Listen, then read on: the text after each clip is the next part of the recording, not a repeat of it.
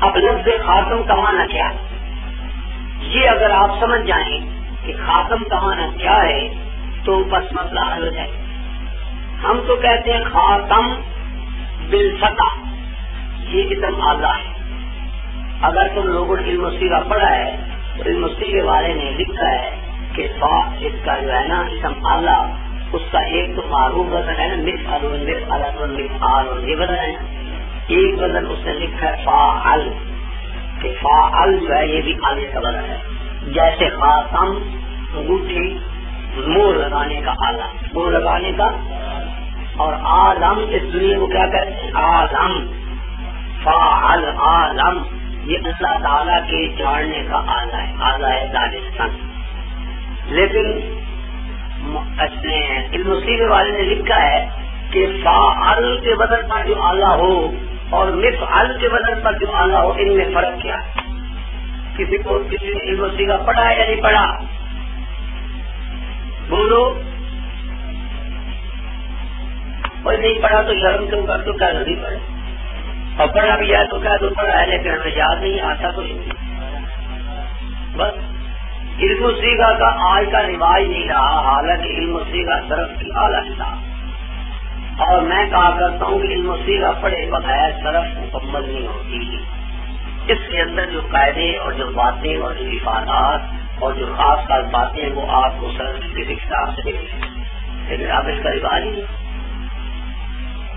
تو علم السیغہ والے نے لکھا ہے کہ اعلیٰ جو مفعل کے بدن پر ہو اور جو فاعل کے بدن پر ہو، اس میں فرق کیا ہے؟ توجہ ہے آپ؟ اس نے فرق یہ بتایا ہے کہ فاعل کے بدن پر جو اعلیٰ ہوتا ہے اس پر وہ غلبہ ہو جاتا ہے وصفی نام کا، اور وہ علم بن جاتا ہے، اسم علم بن جاتا ہے. وہ ہر آلے پر نہیں بولا جاتا. مثلا یہ انگوٹھی جو تھی پہلے زمانے میں اس سے مور لگایا کرتے تھے انگوٹھی سے. اب بھی عرب کے اندر جو عرب کا بڑا مفتی ہے شیخ عبدالعزیز بن باز اندائے نابینا، اس نے اپنی انگوٹھی رکھی ہوئی ہے اور اس انگوٹھی پر اس نے عبدالعزیز بن باز لکھایا ہوا ہے، اور جب وہ مور لگاتا ہے کسی پر اس انگوٹھی سے لگاتا ہے. ٹھیک ہے. تو اس انگوٹھی کو کہتے تھے خاتم، مور لگانے کا آلہ، مور لگانے کا. لیکن اب اس پر وصفی نام کی بجائے اس کا علم جو تھا وہ اس پر غالب آ گیا. اب یہ خاتم انگوٹھی کا نام بن گیا، چاہے وہ انگوٹھی مور لگائے چاہے نہ لگائے. اب خاتم کس کو بولتے ہیں؟ چاہے وہ مور لگائے یا نہ لگائے. اصل میں تھا تو اس لیے کہ وہ انگوٹھی مور لگاتی تھی اور مور لگانے کا آلہ تھا. اب خاتم اور مختم میں فرق کیا ہے؟ مختم ہر مور والے آلے کو کہیں گے اور خاتم صرف انگوٹھی کو کہیں گے، چاہے وہ مور لگائے یا نہ لگائے. ہے تو خاتم بھی آلہ ہے، ختم مور لگانے کا آلہ. لیکن کیا خاتم ہم ہر مور لگانے والے آلے کو کہیں گے؟ نہیں. ٹھپے سے ان کو خاتم کہیں گے؟ نہیں، ان کو مختم کہیں گے. مختم ہر آلہ ختم کو کہیں گے، میرم ہر آلہ دانستر کو کہیں گے، اور عالم اس نام کو کہیں گے اور کسی آلے کو عالم نہیں کہیں گے. تو اس فاعل کے بدن میں اور مفعل کے بدن آلے کے دونوں بدن ہیں، ان دو میں فرق ہو گیا یا نہیں؟ تو فرق سمجھ آیا یا نہیں آیا؟ اب خاتم کس کو کہیں گے؟ انگوٹھی کو. ہر آلہ ختم کو خاتم نہیں کہیں گے، ہر آلہ ختم کو خاتم بلکہ کس کو کہیں گے؟ چاہے وہ مور لگائے یا نہ لگائے. اب میری انگوٹھی بھی یہاں حدیث لکھا ہے، یہ مور نہیں لگاتی، لیکن اس کو بھی انگوٹھی کو خاتم نہیں کہیں. چاہے پھیوے والی ہے اس کا کی مدری اردو میں کیا کہیں گے؟ خاتم، حالانکہ وہ مور بولے دیں گے. یہ نام بن گیا. فاعل کے بدل پر جو آلہ ہو وہ نام بن جاتا ہے. اچھا، اب لفظ خاتم اس کا ترجمہ ہم تو کرتے ہیں آخری. تمام علماء لغت نے لکھا ہے کہ جب خاتم جمع مکسر کی طرف مضاف ہو جائے، جمع مکسر کی طرف مضاف ہو جائے، جیسے خاتم القوم، اس کا معنی ہوگا قوم کا آخری عالم. خاتم الشعراء آخری شاعر، خاتم المحدثین آخری محدث. تو عقل آئی ہے نہیں. خاتم کا لفظ جب مضاف ہو جمع کی طرف اس کا معنی کیا ہوگا؟ قادیانی اس آیت کو پڑھتے ہیں اور خاتم کے معنی میں ہیرا پھیری کرتے ہیں. لفظوں میں تو کوئی انکار نہیں، قادیانی اس کے 3 معنی کرتے ہیں. توجہ ہے آپ کی یا کوئی نہ؟ کبھی تو قادیانی کہتے ہیں خاتم کا معنی ہے مور لگانے کا آلہ، اور اس کا معنی ہے خاتم النبیین کا کہ ہمارے نبی محمد مصطفیٰ نبیوں کی مور ہے، نبیوں کی مور. اور وہ کہتے ہیں کہ شاہ عبد القادر رحمۃ اللہ علیہ نے اپنے ترجمہ قرآن میں خاتم کا معنی مور کیا ہے. خاتم کا معنی لیکن اس میں فرق ہے. شاہ عبد القادر نے معنی کیا ہے کہ نبیوں پر مور ہیں، نبیوں، اور قادیانی معنی کرتے ہیں نبیوں کی مور. نبیوں کی مور اور نبیوں پر مور اس میں فرق ہے. قادیانی اس کا معنی کرتے ہیں خاتم النبیین کہ ہمارے نبی محمد مصطفیٰ نبیوں کی مور ہے. کیا معنی؟ کہ اب جو نبی آئیں گے وہ حضور کی مور اور حضور کی تصدیق سے آئیں. حضرت شاہ عبد القادر نے یہ ترجمہ کیا، انہوں نے کیا نبیوں پر مور، کیونکہ مور جب لگ جاتی ہے کسی چیز پر وہ تب لگتی ہے جب کوئی چیز اپنی انتہا کو اس پر مور لگتی ہے. تو وہ مور لگنے کا معنی بند ہو گئے. لفافہ بند ہوا تو اوپر مور، مضمون ختم ہوا تو اوپر مور. تو انہوں نے ایک معنی کیا نبیوں پر مور. یہ الو کے پردے کرتے ہیں نبیوں کی مور، کی شروع کرتے خاتم النبی نبیوں کی مور. اچھا، اب وہ کہتے ہیں کہ اس کا معنی ہے مور کا، اور مور تو ہمارے بھی علماء نے لکھا ہے، لیکن فرق کیا ہے؟ یہ معنی ہے کہ یہ نبیوں کی مور ہے، نبیوں کی. اب حضور کی مور سے آگے نبی بنے. کبھی یہ کہتے ہیں کہ اس کا معنی ہے خاتم کہتے ہیں انگوٹھی کو، اور انگوٹھی ہاتھ میں زینت ہوتی ہے. اچھی لگ رہی ہے؟ میرے ہاتھ میں انگوٹھی آپ کو اچھی لگ رہی یا نہیں لگ رہی؟ تو یہ زینت ہے یا نہیں؟ تو وہ کہتے ہیں خاتم النبیین کا معنی یہ ہے کہ ہمارے نبی تمام نبیوں کی زینت ہے. تیرا زینت. تو وہ کہتے ہیں خاتم النبیین، خاتم بمانے زینت کے دو معنی. کبھی وہ معنی کرتے ہیں کہ خاتم النبیین کا معنی افضل، جیسے کہتے ہیں فلانا خاتم الشعراء، فلانا خاتم المحدثین. اس کا معنی یہ ہے کہ جناب سب شاعروں سے افضل. تو وہ کبھی کہتے ہیں کہ اس کا معنی کیا ہے؟ افضل کا. 3 معنی کرتے ہیں. تو بات میری آپ کی سمجھ میں آ رہی یا کوئی نہیں آ رہی؟ ایس کا تو وہ انکار نہیں کرتے. آپ سے جو جھگڑیں گے تو میں نہیں جھگڑیں گے. اب میں آپ کو بتانا چاہتا ہوں کہ یہاں خاتم کا معنی کیا ہے، مرزی کی کتابوں سے بھی اور حضور صلی اللہ علیہ وسلم سے بھی. پہلی بات تو یہ ہے کہ جو ترجمہ نبی کریم کر دیں گے وہ ترجمہ صحیح ہوگا. اس کے بعد کسی اور ترجمے کی ضرورت ہے؟ حضور نے کہا ترجمہ فرمایا انا خاتم النبیین، میں خاتم النبیین ہوں. کیا معنی؟ فرمایا لا نبی آبادی کہ میرے بعد نبی. یہ ترجمہ ہے حضور نے خود کیا. خاتم النبیین کی نبی نے تفسیر کی ہے لا نبی آباد کے. اور یہ بات جو میں آپ کو کہہ رہا ہوں یہ مرزا قادیانی نے خود تفسیر کی ہے، اور وہ کہتا ہے ایسے اس کی عبارت ہم نے نقل کی ہے. نبی کی تفسیر کے بعد کسی اور تفسیر کا اظہار ہے. دیکھیے کیسی شاندار عبارت ہے. ایسی عبارت ہے کہ مرزے کو انعام دینے کو نہیں چاہتا. اس بے ایمان کو یہ عبارت جو اس نے لکھی ہے اتنی مزیدار اور اتنی شاندار ہے کہ اس بے ایمان کو انعام دینے کو نہیں چاہتا ہے، بشرطے کہ وہ کسی عبارت پر قائل رہتا. لیکن بعد میں وہ بے ایمان ہو گیا تو پھر تو وہ جوتوں کا مستحق ہو. کہتا ہے اللہ تعالم ان رب الرحیم المتفضل سما نبینا صلی اللہ علیہ وسلم خاتم النبیین. کیا تو نہیں جانتا کہ ہمارے رب جو رحیم ہے اور فضل کرنے والا ہے اس نے ہمارے نبی کا نام خاتم النبی رکھا ہے بغیر استثناء. اور اس میں کوئی استثناء نہیں کیا کہ حضور کس قسم کے نبیوں کو ختم کرنے والے ہیں. ہر قسم کے نبیوں کو ختم کرنے والے ہیں. حضور میں کوئی اللہ نے کوئی استثناء. آگے کہتے ہیں وَفَسَّرَهُ نَبِيُّنَا. اے جملہ بڑا وجہ وَفَسَّرَهُ نَبِيُّنَا. اور اس لفظ کی تفسیر کی ہے ہمارے نبی نے. اب جب مرزا خود مانتا ہے کہ لفظ خاتم النبیین کی حضور نے یہ تفسیر کی ہے تو حضور کی تفسیر آ جانے کے بعد کسی اور تفسیر کا اعتبار ہے. وَفَسَّرَهُ نَبِيُّنَا فِي قَوْلِهِ لَا نَبِيَّ بَعْدِهِ بِبَيَانٍ وَاضِحٍ لِلطَّالِبِينَ. اور نبی کریم نے لفظ خاتم النبیین کی تفسیر کی ہے اپنے قول لا نبی آبادی کے ساتھ کہ خاتم النبیین کا معنی افضل النبی نہیں ہے, خاتم النبیین کا معنی سیرت الانبیاء نہیں ہے, بلکہ خاتم النبیین کا معنی ہے لا نبی آبادی کے میرے پاس نبی کو. یہ حضور کی تفسیر ہو گئی. اور مرزا خود مان رہا ہے کہ نبی کریم نے اپنے قول لا نبی آبادی کے ساتھ لفظ خاتم النبیین کی تفسیر کی ہے. اب نبی کی تفسیر کے بعد اور تفسیر ہوتا ہے. پھر آگے کہتا ہے بیان واضح للطالبین ولو جبرنا ظہور نبی بعد نبینا صلی اللہ علیہ وسلم. اگر ہم اپنے نبی کے بعد کسی نبی کے ظاہر ہونے کو جائز سمجھیں نہ جبرنا انفتاح باب وحی نبوت تو پھر ہم نبوت کے دروازے کو وحی نبوت کے دروازے کو کھول دیں. 12 تبلیغ کیا جبکہ وہ بند ہو چکا ہے.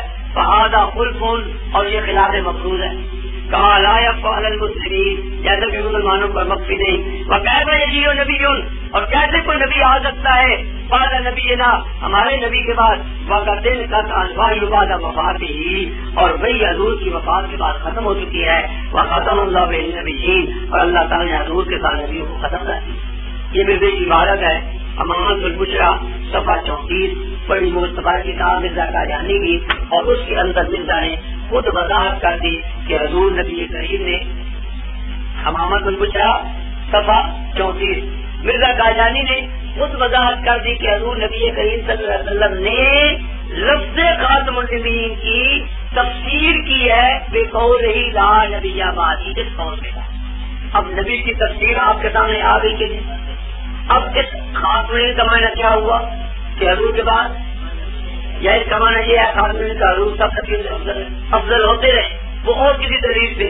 خاتم النبیین کا معنی ہے کہ میرے پاس نبی آپ نے خود اس کی تشریح اور تفسیر کر دی لا نبی آباد انا خاتم النبیین لا نبی آبادی میں آخری نبی ہوں میرے پاس نبی. تو حضور نبی کریم نے جب خود اس کی تفسیر کر دی تو اب بتائیے یہ تفسیر اس پر ہوگی یا جو قادیانی کرتے ہیں مور والی یا دینت والی یا افضل والی وہ اس پر ہوگی. مرزا نے خود یہ مان لیا کہ حضور نے تفسیر کی. ایک بات. دوسری بات یہ ہے کہ مرزا قادیانی نے یہ لفظ خاتم کا 5-6 مقامات پر استعمال کیا ہے. 5-6 مقامات پر اور ہر جگہ اس نے محنت کیا. آخری ہر جگہ محنت کیا ہے. مثلا مرزا میں نے حوالے دے دیے. اس میں مرزا کہتا ہے کہ قرآن کریم خاتم کتب سماوی ہے. خاتم کتب اس کا معنی کیا ہے آسمانی کتابوں کا ختم کرنے والا آخری یا تو مرزا کہتا ہے یہ شریعت جو ہے یہ خاتم الشرائع ہے. محمدی شریعت خاتم الشرائع ہے. اس کا معنی کیا ہے یہ شریعت آخری ہے. ٹھیک ہے.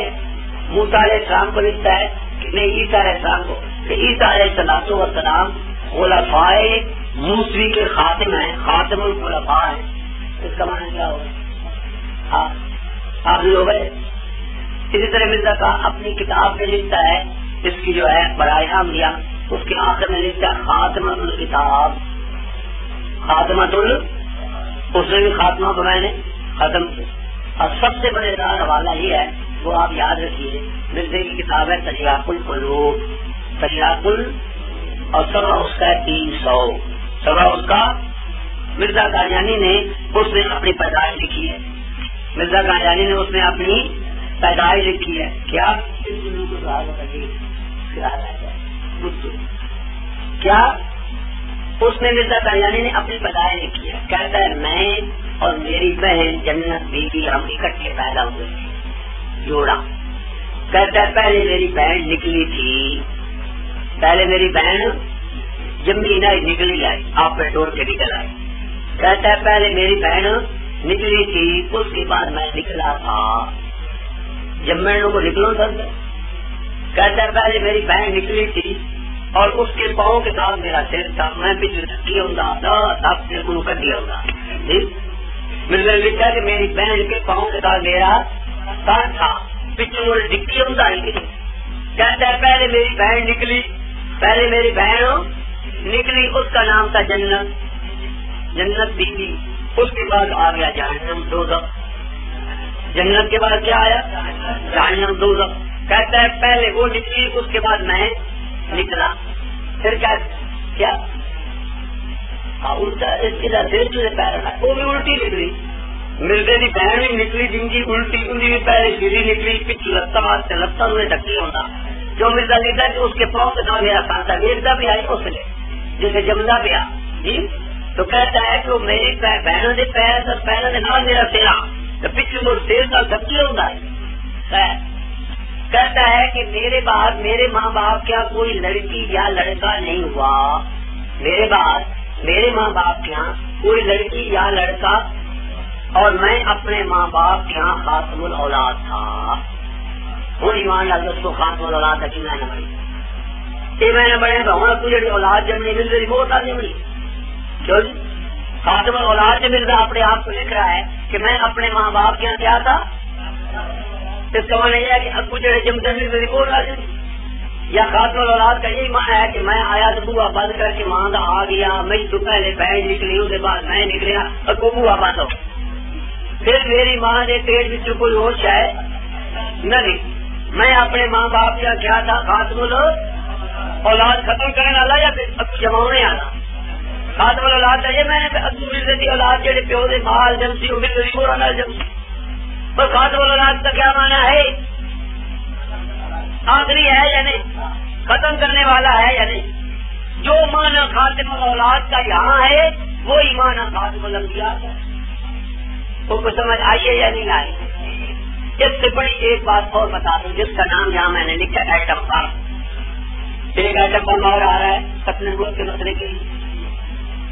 جب قادیانی یہ آیت پیش کرتے ہیں اور ہم اس کا معنی کرتے ہیں کہ محمد صلی اللہ علیہ وسلم میں کسی بات کی بات نہیں رہتی، وہ اللہ کے رسول ہے اور ختم کرنے والے ہیں نبیوں کے، ختم کرنے والے.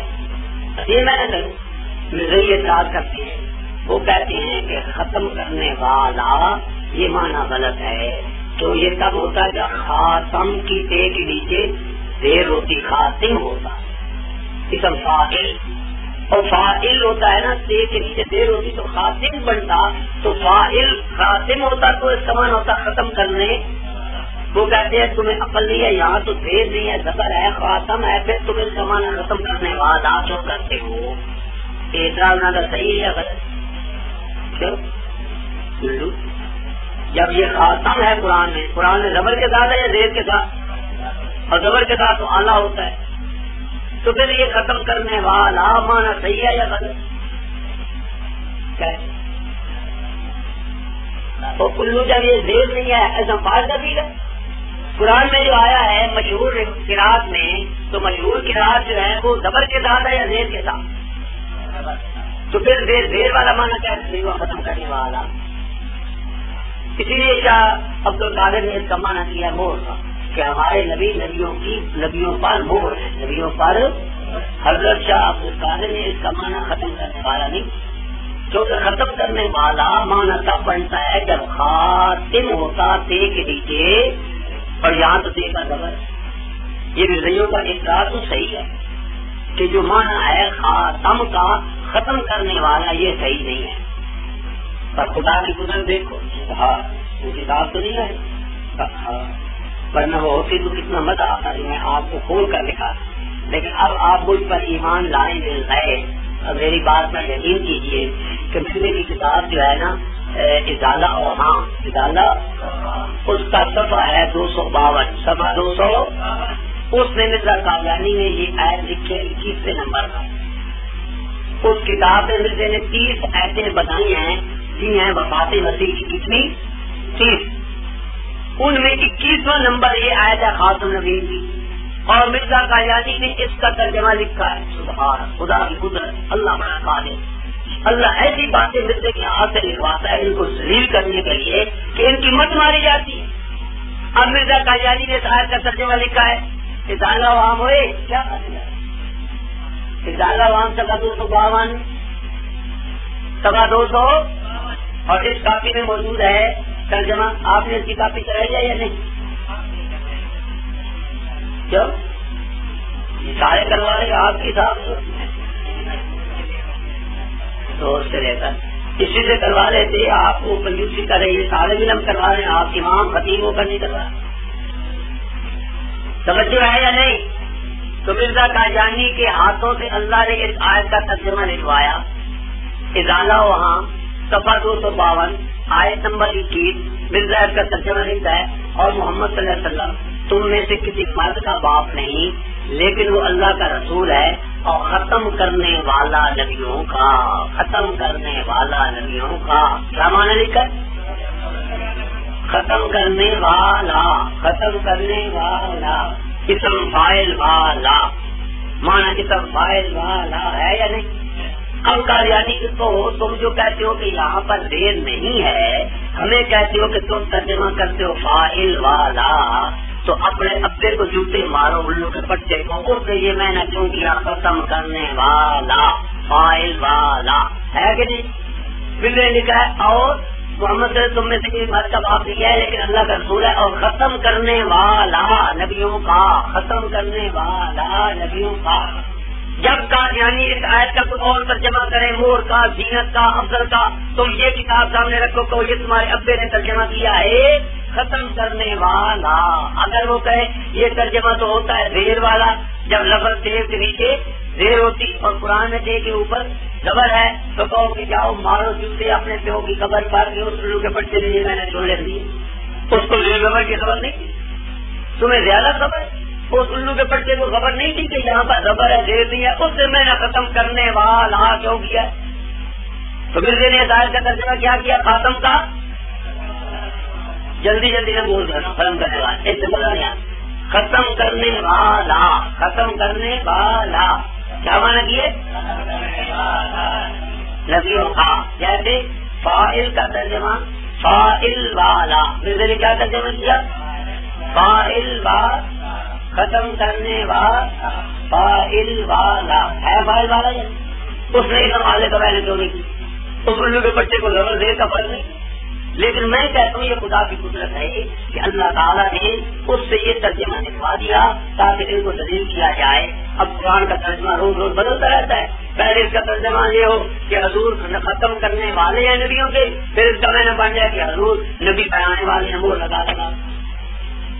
تو میں نے آپ کو آیت خاتم النبیین کے بارے میں اور کچھ نہیں بتایا, صرف میں نے آپ کو لفظ خاتم کا معنی بتایا کہ خاتم فاعل اسم اللہ ہو تو بھی معنی ہمارے نزدیک صحیح ہے کہ آپ نبیوں پر مور ہیں, نبیوں پر, نبیوں کی مور نہیں, نبیوں.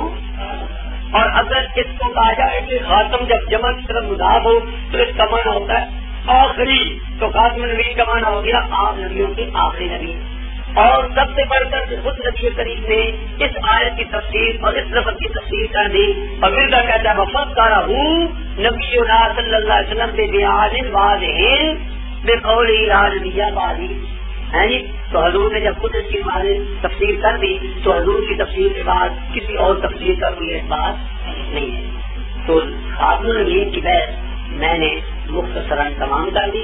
اب اس میں ایک بات قابل توجہ ہے, وہ کیا کہ اس ختم نبوت کے بعد میں قادیانیوں کے پاس قرآن کی کوئی واضح دلیل نہیں ہے. جیسا میں نے آپ کو ان کے دلائل بتائے اور ان کے دلائل کہ کوئی دلیل بھی دعوے کے مطابق دعویٰ خاص اور دلیل اور حدیثوں میں بھی ان کے پاس کوئی ثبوت نہیں.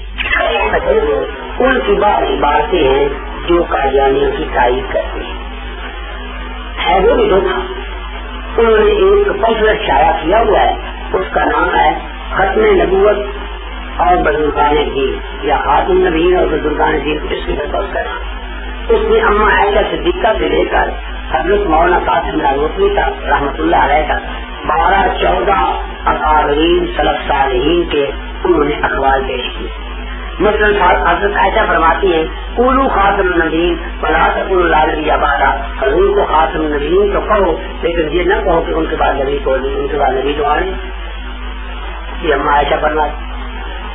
ملا علی قاری وغیرہ کہتے ہیں لا نبی آبادی کا معنی یہ ہے لا یاتی بعد نبی الذی ینسخ الشریعۃ، حضور کے بعد ایسا نبی کوئی نہیں آئے گا جو آپ کی شریعت کو منسوخ کرے. تو میں صحیح کہتے ہیں کہ ہم جو کہتے ہیں حضور کے بعد نبی، وہ تو وہی نبی ہیں جو حضور کے تابع ہیں اور آپ کی شریعت کو منسوخ نہیں کرتے. اس قسم کی عبارتیں ہمارے اکابر کی مل جاتی ہیں جن سے بظاہر قادیانیوں کے موقف کو تقویت حاصل ہوتی ہے. اس کے جواب کے لیے آپ کو چند کتابیں مطالعہ کرنی پڑے گی. ایک حضرت علامہ ڈاکٹر خالد محمود کی کتاب ہے، اس کا نام ہے ختم نبوت کامل، نہیں عقیدۃ الامت فی معنی ختم نبوت، عقیدۃ الامت فی معنی ختم نبوت. اس کتاب کا مطالعہ کرو گے اس میں جو اکابرین کی انہوں نے باتیں پیش کی ہیں اس کا انہوں نے جواب دیا ہے، عقیدۃ الامت فی معنی ختم نبوت. اور دوسری کتاب مولانا لاسن اختر کی ہے،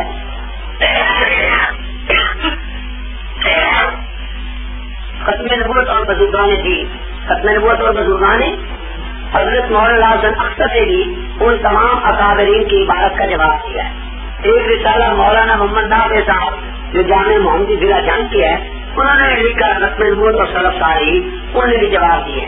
ایک رسالہ میرا شاگرد ہے گل محمد توحیدی شکل گڑھ میں، اس نے بھی لکھا ہے، وہ ہمارے ادارے سے مل جاتا ہے، اگر آپ خط بھیجیں گے تو ہم آپ کو ادارے سے بھیج دیں.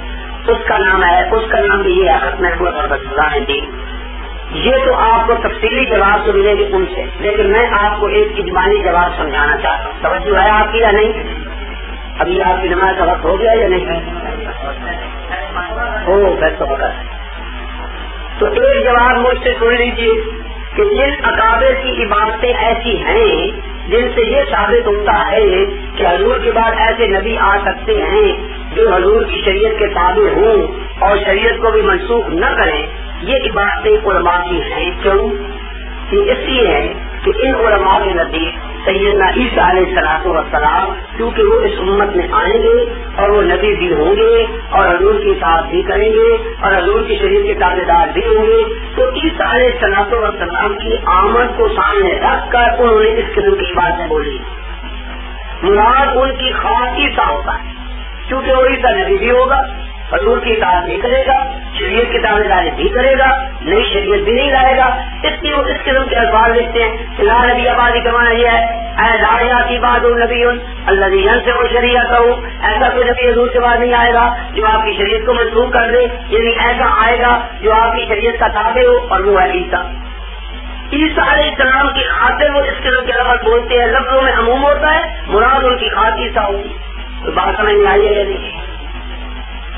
مثلا حضرت عائشہ صدیقہ کا یہ قول مجمع البحار میں علامہ طاہر جو ہوئے ہیں انہوں نے اس کو نقل کیا کہ قول عائشہ رضی اللہ تعالیٰ قولوا خاتم النبیین ولا تقولوا لا نبی بعدا، حضور کو کہو کہ وہ خاتم النبیین ہیں لیکن یہ نہ کہو کہ آپ کے بعد نبی کوئی نہیں. اب وہ جو ہے ھذا ناظرا الی نزول عیسیٰ، یہ عائشہ صدیقہ نے جو کہا ہے یہ عیسیٰ کے نزول کو دیکھتے ہوئے کہا ہے کہ حضور خاتم النبیین ہیں، لیکن اس کا یہ معنی نہیں کہ کوئی نبی نہیں آئے گا بلکہ عیسیٰ آپ کے بعد آئے گا، پر عیسیٰ کے آنے سے حضور کی ختم نبوت سے کوئی فرق نہیں پڑتا. اگلی بات سمجھ قادیانی کہا کرتے ہیں کہ ایک طرف تو تم کہتے ہو حضور آخری نبی، دوسری طرف کہتے ہو عیسیٰ آئیں گے. اب وہ سوال کرتے ہیں جب عیسیٰ آئیں گے وہ نبی ہوں گے یا نہیں؟ اگر کہو کہ نبی ہوں گے تو پھر خاتم النبیین کے خلاف ہوگی، نبی تو آ گئے. اگر کہو نبی نہیں تو کیا کسی نبی کی نبوت چھینی بھی جاتی ہے؟ جبکہ وہ نبی تھے تو جب آئیں گے تو پھر ان کی نبوت چھن جائے گی. ہم کہتے ہیں چھینے گی بھی نہیں، ہوں گے بھی وہ نبی، لیکن ان کے آنے سے حضور کی خاصیت نہیں پڑتی. نبوت کا دور ان کا تھا، اب وہ آئیں گے حضور کے دور نبوت، حضور کے دورے اور حضور کے ہوں گے تابع، اور ان کی نبوت برقرار ہوگی. اس کی مثال سمجھیے ڈپٹی کمشنر رحیم یار خان کا اگر وہ چلا جائے بہاولپور میں تو وہ ڈپٹی کمشنر ہوتا ہے یا نہیں؟ لیکن وہاں بہاولپور میں جا کر وہ اس بہاولپور کے ڈپٹی کمشنر کے ماتحت ہوگا یا نہیں؟ ڈپٹی کمشنر بھی ہے اور ہے بھی ماتحت. جو اس کا عہدہ ہے وہ تو اپنی جگہ پر ہے جی. اب جو کسی ملک کا صدر آپ کے پاکستان میں آ جاتا ہے تو وہ پاکستان کا بھی صدر ہوتا ہے اور پاکستان کے صدر کے ماتحت ہوتا ہے یا نہیں؟ صدر بھی ہوتا ہے. عیسیٰ علیہ السلام آئیں گے حضور کے دور میں تو حضور کے تابع ہوں گے اور حضور کے متبع ہوں گے، لیکن جو ان کی نبوت کا وصف اور خطاب اور تمغہ ان کو ملا ہوا ہے وہ بدستور ہوگا اور وہ حضور کی خاصیت کے خلاف نہیں۔ کیوں؟ اس کی میں مثال دیا کرتا ہوں عوام میں تقریر میں سمجھانے کے لیے، آپ کی توجہ ہے یا نہیں ہے؟ اچھی طرح اللہ تعالیٰ نے حضرت آدم علیہ السلام کے نبی بھیجے، 1,24,000 یا کم و بیش نبی آئے، تو یہ نبیوں کی فہرست مکمل ہو۔ پہلا نبی کون تھا؟ آدم، اور آخری نبی کون تھے؟ نبی کریم صلی اللہ علیہ وسلم۔ ایک فہرست مکمل ہو جو شروع ہوئی آدم سے اور ختم ہوئی محمد۔ اس فہرست کے اندر عیسیٰ ہے کہ کوئی نہ؟ بولو ہے؟ اب جب دوبارہ آئیں گے تو یہ فہرست اتنی رہے گی یا بڑھ جائے گی؟ نہیں، بڑھ جائے گی اتنی رہے، تو پھر علوم کے ختمے کو خاصیت کو کیا فرق پڑتا؟ میں کہتا ہوں عیسیٰ تک مرتبہ بھی آ جائے تو فہرست اتنی رہے گی، اور جو نمبر رکھ چکے ہیں وہ نمبر بدلیں گے بھی نہیں۔ پہلا نمبر آدم، پھر نوح، پھر عیسیٰ، پھر یہ، پھر ابراہیم، پھر موسیٰ، پھر اے عیسیٰ، اور پھر اے اخیر سے محمد صلی اللہ علیہ وسلم۔ ایک فہرست پڑھی مکمل ہو گئی۔ اب جو نمبر لگے کھڑے ہیں تو عیسیٰ کے دوبارہ سے باہر آنے سے اس نمبر میں کوئی فرق پڑے؟ میں کہتا ہوں سارے نبی بھی اگر آ جائیں تو بھی حضور کے آخری ہونے میں فرق نہیں آئے۔ اس کی میں ایک مثال دیا کرتا ہوں، ایک باپ کے 3 بیٹے، ایک باپ کے جیسے ہمارے دادا مرحوم تھے ان سے 3 بیٹے تھے، سب سے بڑے میرے والد تھے، ان سے چھوٹے وہ میرے چچا تھے، ٹھیک ہے۔ اب ایک ہو گئے سب سے بڑے، ایک ہو گئے سب سے، ایک ہو گئے، جب 3 ہوں گے ایک ہوگا پہلا نمبر اول اور دوسرا درمیانہ اور ایک تیسرا آخر، ٹھیک ہے۔ اب اتفاق کی بات ہے کہ میرے والد صاحب بھی فوت ہو چکے ہیں، اللہ تعالیٰ کی ان پر کروڑوں رحمت ہے، اور میرے چھوٹے چچا بھی فوت ہو گئے۔ اب یہ درمیانے چچا بچا تو ان کی عمر لمبی ہوگی، تو کیا اس درمیانے کو آخری کہیں گے؟ یہ تو درمیانے ہی کرائے گی، ٹھیک ہے۔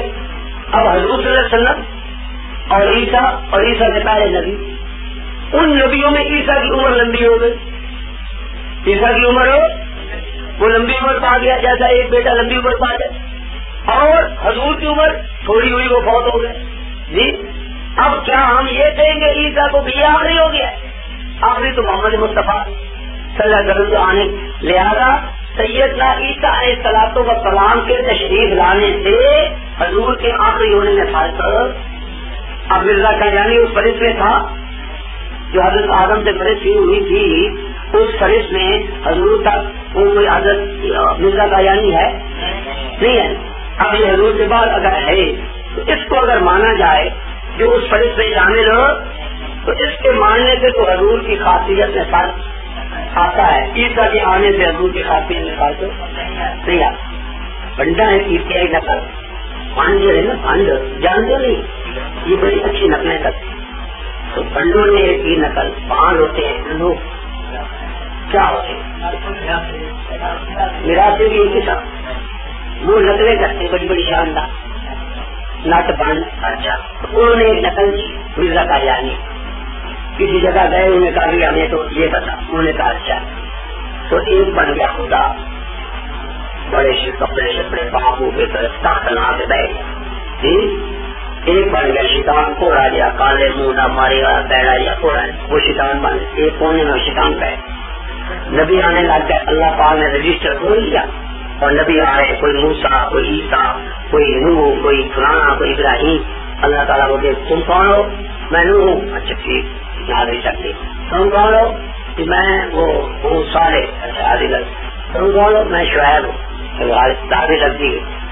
جب سب نبی آ چکے نا تو ایک انہوں نے وہ سارے موٹے موٹے نبی بنائے ہوئے تھے، حضور کیا تو وہ آگے جی کون ہو؟ میں محمد صلی اللہ علیہ وسلم حضور۔ چلو آدھی لگ۔ اب ایک بیٹھ گیا، کانا دیا، لولا دیا، بیڑو دیا، وہ ایک نبی آ گیا حضور سے بعد وہ آ تو اس نے کہا جی خدا نے پوچھا تم کون ہو؟ جی میں غلام احمد ہوں۔ اور تو کیسے آ گئے؟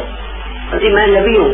اللہ تعالیٰ رجسٹر کیا؟ تیرا نام نہیں ہے میرے رجسٹر میں، تو کیسے آ گئے؟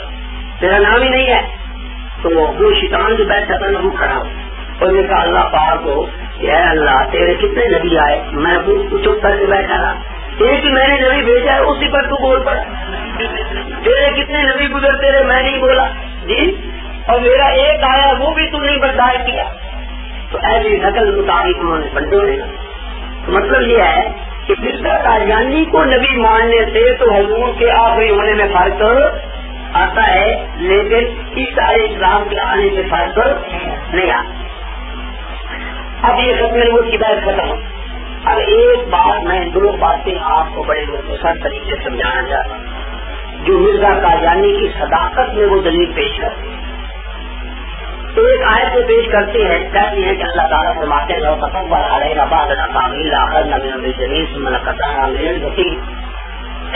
اگر حضور صلی اللہ علیہ وسلم مجھ پر بھی طرح اطلاع کرتے تو میں ان کی شہرت کاٹے. مرزا قادیانی کہتا ہے تم مجھے کہتے ہو مفتری, تم کہتے ہو تو جھوٹ کے اللہ پر اختراع کرتا ہے, تو وہی اپنے پاس سے گھڑتا رہتا ہے, بناتا رہتا ہے, اور یہ ساری وہی تم نے گھڑی ہے. اگر میں خدا پر اختراع کرتا ہوں تو اللہ تعالیٰ نے میری اشارت چھوڑی ہے. یہ ان کی ایک دلیل ہے. کچھ سمجھ میں آئی ہے یا نہ؟ مرزا نے خود لکھ کیا یہ دلیل اپنی کتاب اربعین کے اندر, کہتا ہے میری وحی کو 25 سال ہو گئے. میری وحی کو اگر میں دن رات اللہ پر جھوٹ بولتا ہوں, اختراع کرتا ہوں, اور خدا نے مجھ پر وحی نہیں کی اور میں بناتا ہوں تو خدا نے مجھے قتل نہیں کیا, میری اشارت چھوڑ دیا. اس آیت کی روشنی میں مرزا کہتا ہے کہ جو جھوٹا نبی ہو وہ 23 سال کے اندر اندر ہلاک ہو جاتا ہے. حضور نبوت کے بعد کتنے سال زندہ رہے؟ 23 سال. نبی پاک دعوے کے بعد کتنے زندہ رہے؟ 23 سال. اب اس سے مرزا قادیانی نے ایک اصول بنایا, اس نے کہا اگر کوئی جھوٹا نبی ہو تو وہ 23 سال کے اندر اندر قتل ہو جانا چاہیے, مر جانا چاہیے. اگر کوئی دعوی نبوت کے بعد 23 سال تک زندہ رہے اور وہ ہلاک نہ ہو تو ماننا پڑے گا وہ سچا ہے, کیونکہ ہمارے نبی دعوی نبوت کے بعد 23 سال تک زندہ رہے. اب قادیانی کہتا ہے مجھے دعویٰ کیے ہوئے 25 سال ہو گئے, میں ہلاک نہیں ہوا, اگر میں جھوٹا کرتا رہا میں مجھے ہلاک ہوگی. یہ مرزا نے اپنی دلیل دی ہے اور مرزائیوں نے بھی یہ دلیل پیش کرتے رہتے. اب اس کا جواب کیا ہے؟ اس کا جواب کیا ہے؟ بحال فرمائیں. اس کے جواب تین باتیں نہ کہا. توجہ ہے یا کوئی نہیں؟ توجہ ہے یا کوئی نہ؟ نیند کس کس کو آ رہی ہے؟ جس کو آ رہی تھی وہ اٹھ کر پٹھان چلا گیا. یہ پٹھان جو تھا نا جس کو آ رہی تھی وہ چلا گیا. تو پہلی بات یہ ہے کہ اس آیت کا ما قبل اور ما بعد سیاق و سباب جب آپ پڑھیں گے تو آپ کو پتہ چلے گا کہ یہ قرآن کی صداقت کا بیان ہو رہا ہے. انہ لقول رسول کریم, یہ تو وغیرہ وغیرہ ہی. اور اس میں صرف حضور نبی کریم کے متعلق بات ہے کہ اگر محمد مجھ پر جھوٹا کوئی اختراع کر لیتے تو میں ان کی اشارہ کر دیں. یہ قاعدہ کلیہ نہیں ہے. قاعدہ کلیہ اس آیت کا ماقبل اور ماں باپ سارا پڑھو. اور یہ کہا کیوں گیا؟ اس لیے کہ یہودیوں نے کہا تھا اور تورات میں لکھا تھا کہ وہ آخری نبی جو آنے والا ہوگا اگر وہ اپنے پاس سے کوئی بات کرے گا تو ہم اس کی اشارہ کر دیں. اللہ نے کہا یہودیوں کو, اہل کتاب کو, تم محمد مصطفیٰ پر ایمان نہیں لاتے ہو اور قرآن پر ایمان نہیں لاتے ہو اور تم کہتے ہو یہ محمد اپنے پاس سے نہیں بناتا ہے, تو پھر اس کی اشارہ کیوں نہیں کاٹی؟ تمہاری کتاب میں تو تھا کہ اگر ایک کلمہ بھی اپنے پاس سے ملائے گا تو اس کی اشارہ کو کاٹ دی جائے. یہ دراصل الزام دیا تھا اہل کتاب یہود وغیرہ کو کہ تمہاری کتابوں میں یہ لکھا ہے کہ آنے والا نبی اگر اپنے پاس سے کوئی جملہ ملائے گا تو ہم اس کی اشارہ کاٹیں گے. تم کہتے ہو یہ محمد خدا کا کلام نہیں سناتا, اپنے پاس سے بناتا رہتا ہے. اگر اپنے پاس سے بناتا تو اس کی اس تمہاری روایت کے مطابق اشارہ کاٹی جانی چاہیے تھی. بات کی کسی یہ کوئی قاعدہ کھلیا نہیں کہ جو جھوٹا جو دعویٰ کرے اس کی اشارہ کاٹ دی جائے. یہ کوئی قاعدہ کھلیا نہیں ہے. اچھا اب بات سمجھے. اگر مرزا قادیانی کی یہ دلیل تو مان لیں, اس کا نتیجہ یہ ہے کہ کئی سچے نبی جھوٹے ہو جائیں گے اور کئی جھوٹے نبی سچے بن. جو خدا کے سچے پیغمبر 23 سال عمر سے پہلے شہید کر دی ہے, نبوت کی عمر ان کی 23 سال نہیں ہوئی, تو مرزا قادیانی کی اس دلیل کے مطابق وہ سچے ہوئے یا جھوٹے؟ جھوٹے. حضرت یحییٰ علیہ السلام شہید ہوئے تھے یا نہیں؟ اور وہ کہتے ہیں کہ دعویٰ نبوت کے بعد 3 سال کے اندر شہید ہو گئے. کتنے؟ 3 سال کے اندر شہید ہو گئے. اب مرزا قادیانی کہتا ہے جو 23 سال کے اندر قتل ہو جائے وہ جھوٹا اور جو 23 سال تک زندہ رہے وہ سچا. اس دلیل کے مطابق حضرت جائیہ تو مرزا کی دلیل کے مطابق نعوذ باللہ جھوٹے ہو گئے حالانکہ وہ سچے نبی. اور بنی اسرائیل کے ہی نبیوں کو ایک دن میں قتل کرتے وَيَقْتُلُونَ النَّبِيِّينَ بِغَيْرِ اور وہ نبیوں کو قتل کیا کرتے تھے. روایات اور تفاسیر میں آتا ہے ایک دن میں 70 نبی قتل کرتے. کیا وہ سارے نبی 23 سال کی عمر نبوت کے بعد قتل ہوتے؟ اگر وہ 23 سال نبوت کی عمر سے پہلے قتل ہوتے تھے تو مرزا قادیانی کی تدبیر کرتا ہے وہ جھوٹے ہو. ایک خرابی. دوسری خرابی یہ ہے اگر مرزا قادیانی کی اس دلیل کو مانا جائے تو کئی سچے نبی جھوٹے ہوں گے اور جو جھوٹے نبی سچے مان جائے. بہاءاللہ ایک جھوٹا نبی ہوا ایران میں, بہاءاللہ ایرانی, بہاءاللہ, اور وہ دعویٰ نبوت کے بعد 40 سال تک زندہ رہا. یہ میرے نے بھی مانا ہے اور میں نے حوالے دیے تاکہ کہ مرزا قادیانی نہیں, بہاءاللہ ایرانی دعویٰ نبوت کے بعد کتنے سال زندہ رہا. پھر دیکھیے دلیل کے مطابق وہ سچا نبی بنا ہے تو قادیانی کو پہلے تو چاہیے کہ اس بہاءاللہ پر ایمان لے.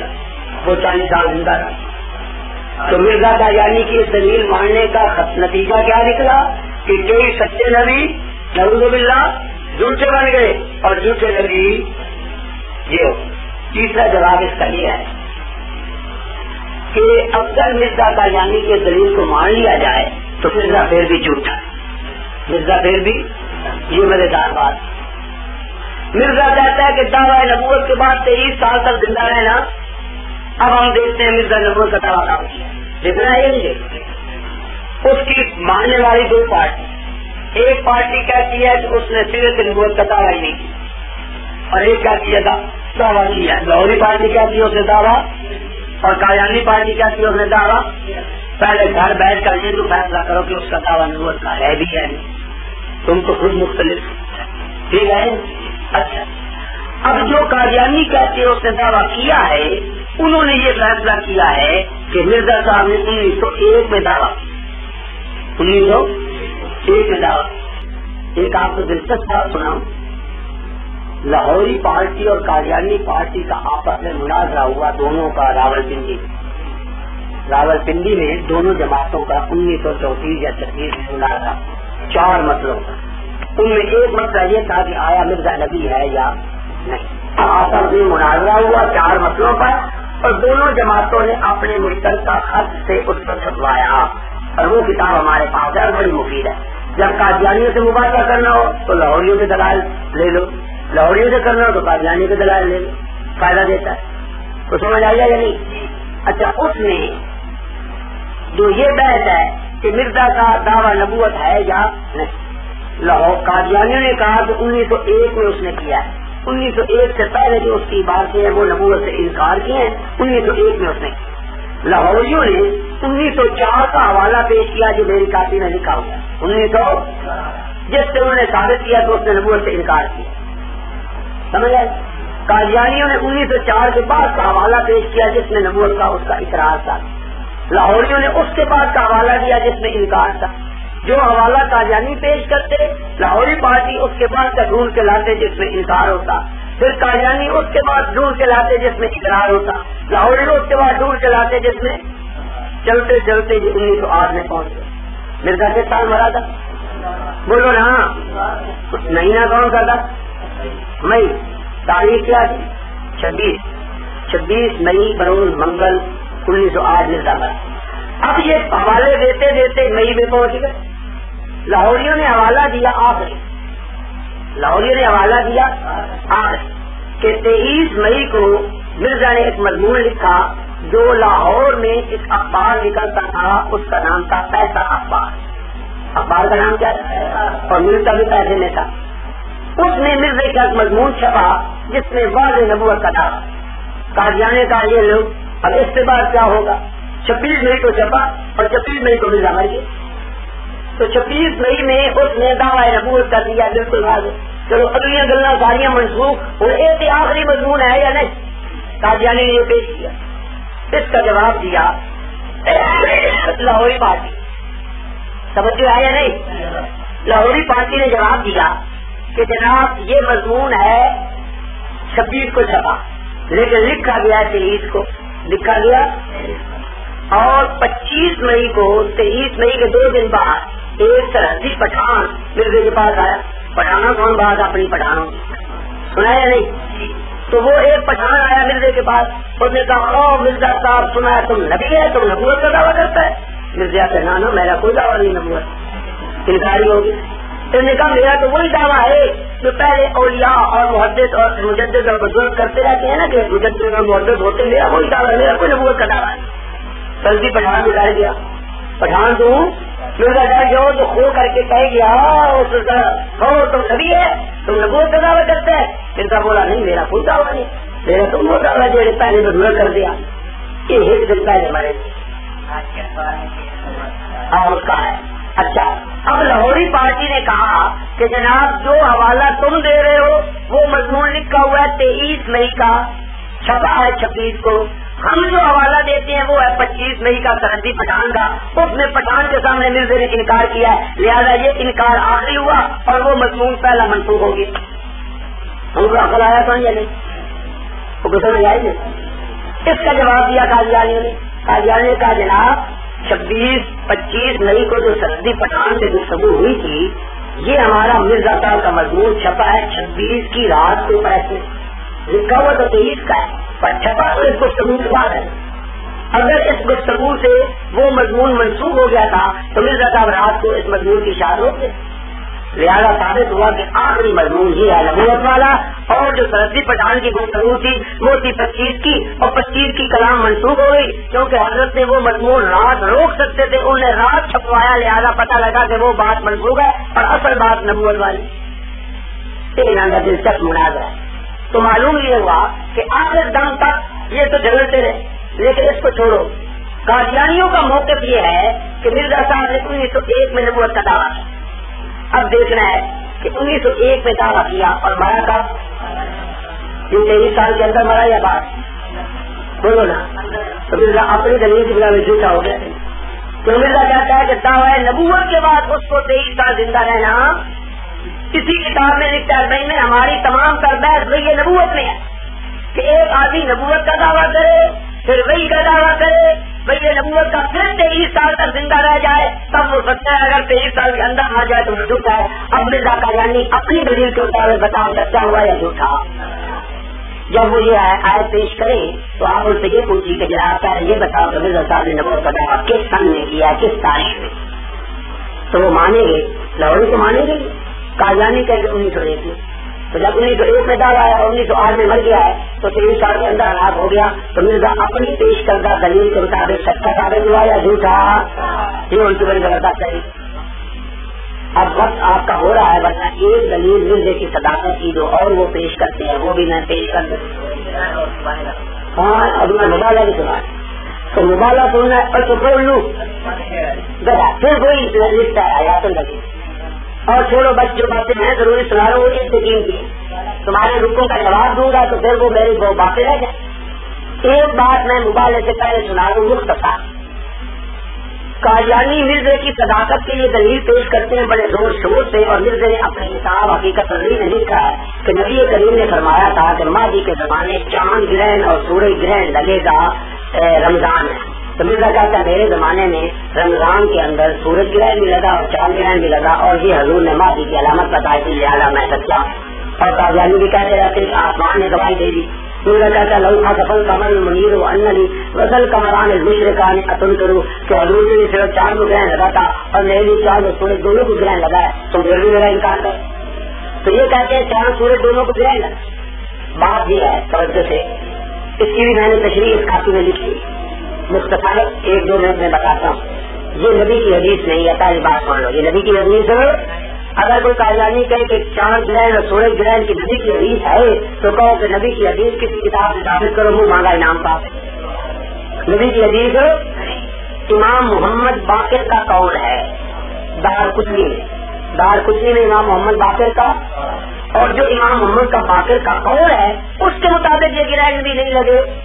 امام محمد باقر کہتے ہیں ان المہدین آیتین لم تکونا منذ خلق اللہ السماوات والارض ينكسف القمر في اول ليلة من رمضان وينكسف الشمس في نصف منه ولم تكونا منذ خلق الله السماوات والارض. کہ ہمارے ماضی کی 2 نشانیاں ہیں، اور وہ نشانیاں ایسی ہیں جب سے آسمان زمین بنا ہے تب سے ایسی نشانیاں ظاہر نہیں. کیا کہ ہمارے ماضی کے زمانہ میں رمضان کی پہلی تاریخ کو لگے گا چاند گرہن، اور نصف رمضان میں لگے گا سورج گرہن. نصف رمضان میں کیا لگے گا اور پہلی رمضان میں کیا لگے گا.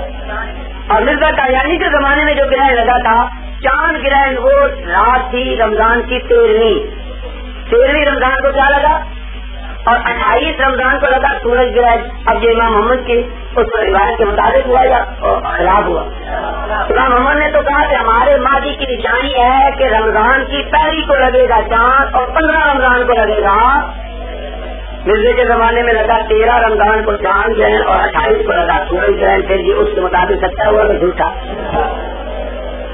اور قانون قدرت یہ ہے کہ جب بھی چاند گرہن لگے گا، توجہ کرو، جب بھی چاند گرہن لگے گا 13, 14, 15 سال کی ان 3 طریقوں میں لگے گا.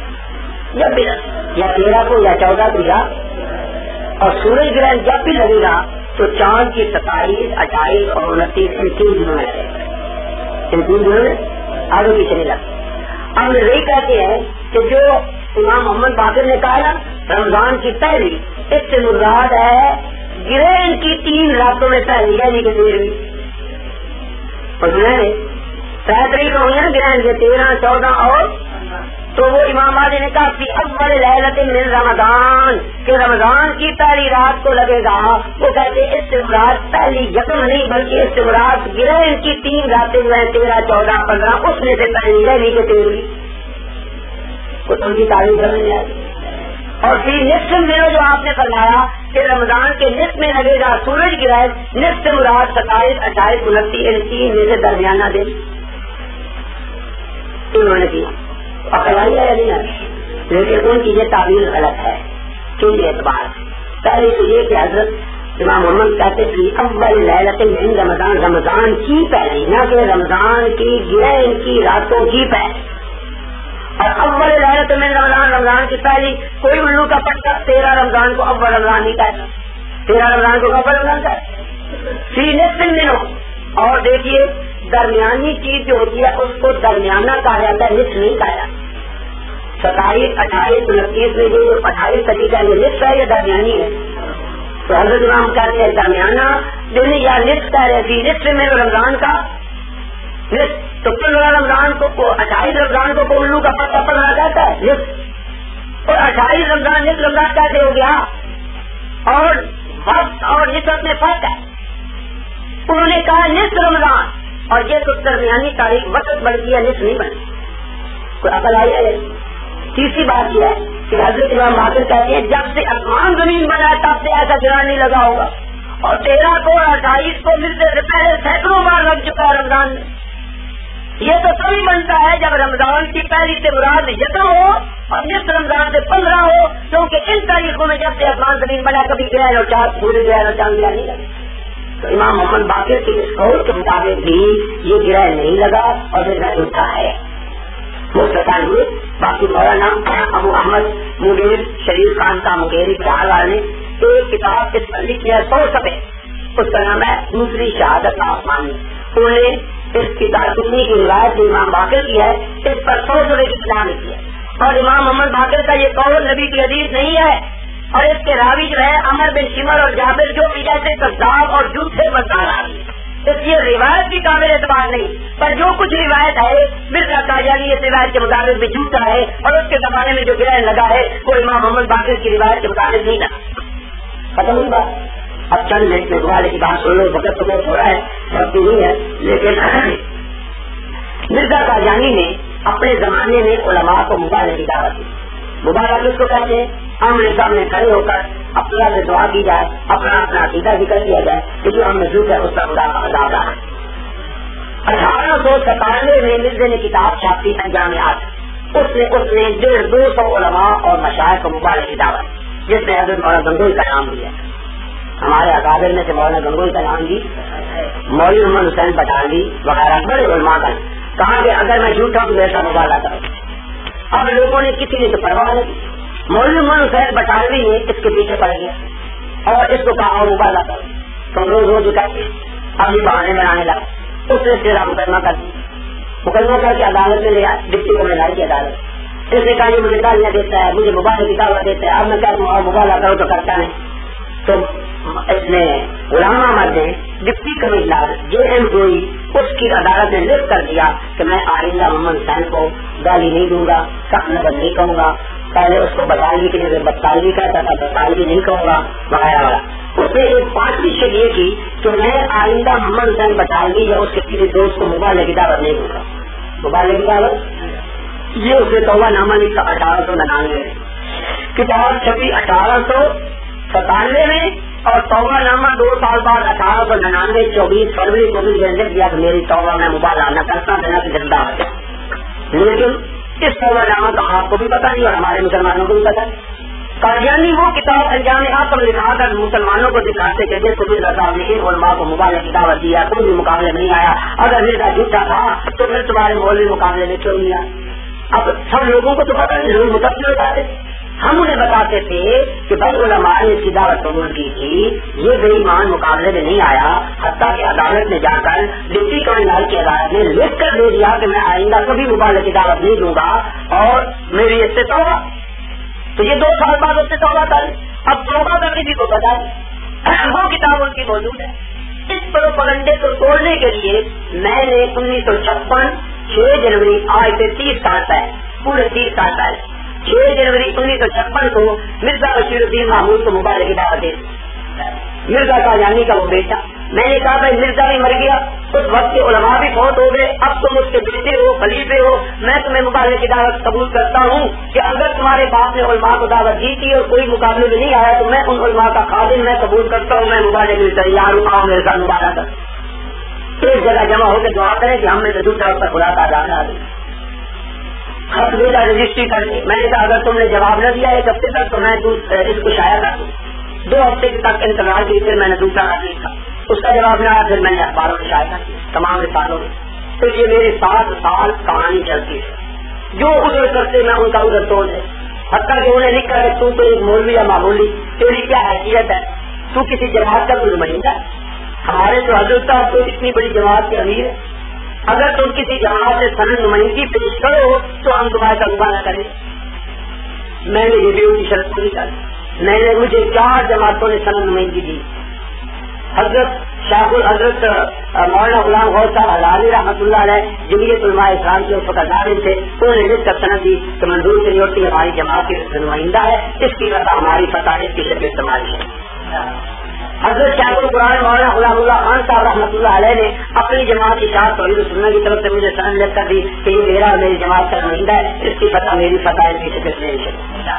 तीसरी सनद लिख दी अल्लामा दोस्त अहमद कुरैशी रहमतुल्लाह अलैह ने अपनी तंजीम अहले सुन्नत की तरफ। उन्होंने तंजीम अहले सुन्नत की तरफ से लिखा कि मैं तंजीम अहले सुन्नत कुल पाकिस्तान की तरफ से मौलाना मंजूर अहमद चनियोटी को अपना नुमाइंदा नामजद करता हूँ, इनकी फतह हमारी फतह इनकी शक्ल समान है। कितनी सनदें हो गई? 4थी सनद लिखती हजरत मौलाना मोहम्मद अली चालवी रहमतुल्लाह अलैह ने कुल पाकिस्तान मजलिस तफ़क़्क़ुत की तरफ से कि हमारी मजलिस तफ़क़्क़ुत की तरफ से मंजूर चनियोटी को हम अपना नामजद नुमाइंदा करते हैं, इसकी फतह हमारी फतह इसकी शक्ल समान है।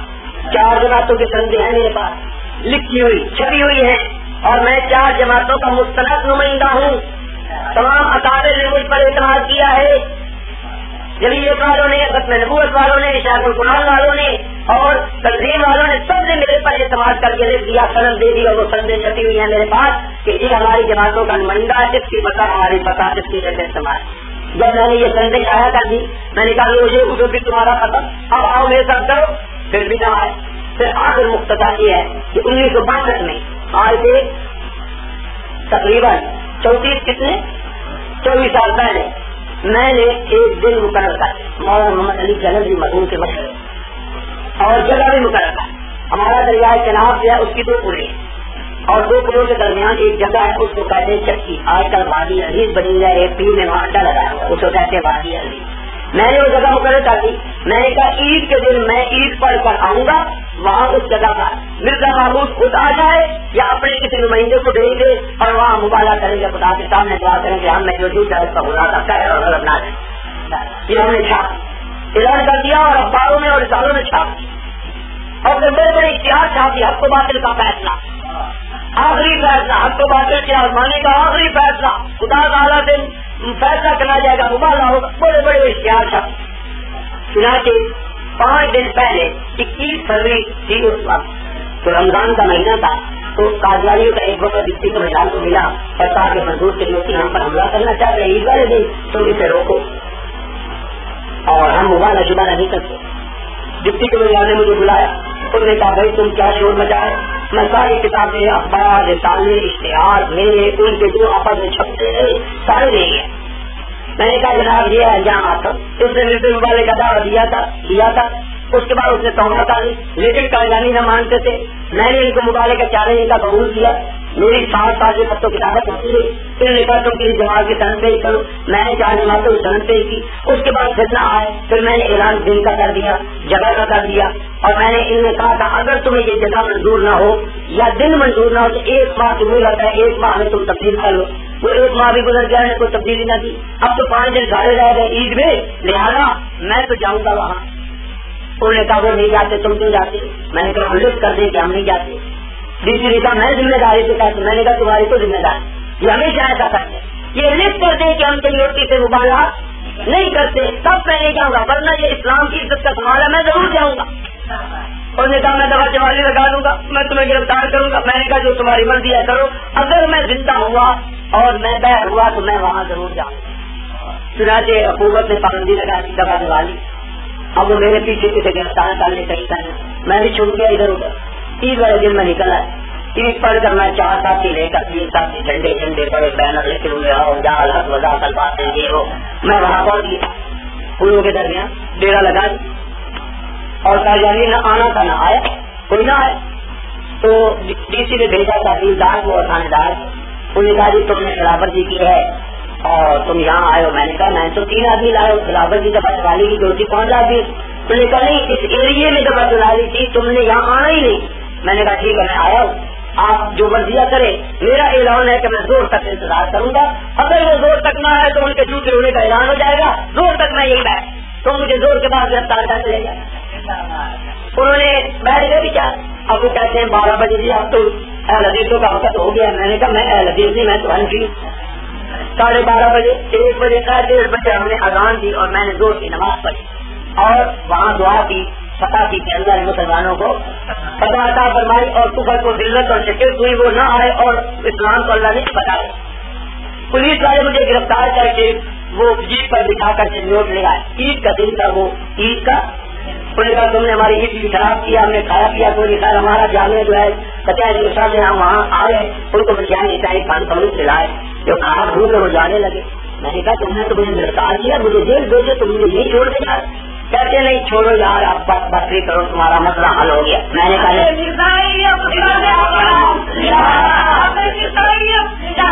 بات تو پوری ہونے دو۔ باتیں رقبہ اسی دن سے ہمیں اخباروں والے نے لکھا کہ ہم وہاں گئے اور وہ نہ آئے، اللہ نے ہمیں پتہ دی، ان کو شکست دی، اسی طور سے اخباروں والے لکھ دیا یہ باتیں رقبہ وہاں سے ہوا۔ دعا کرو اللہ کے بندے، دعا کرو۔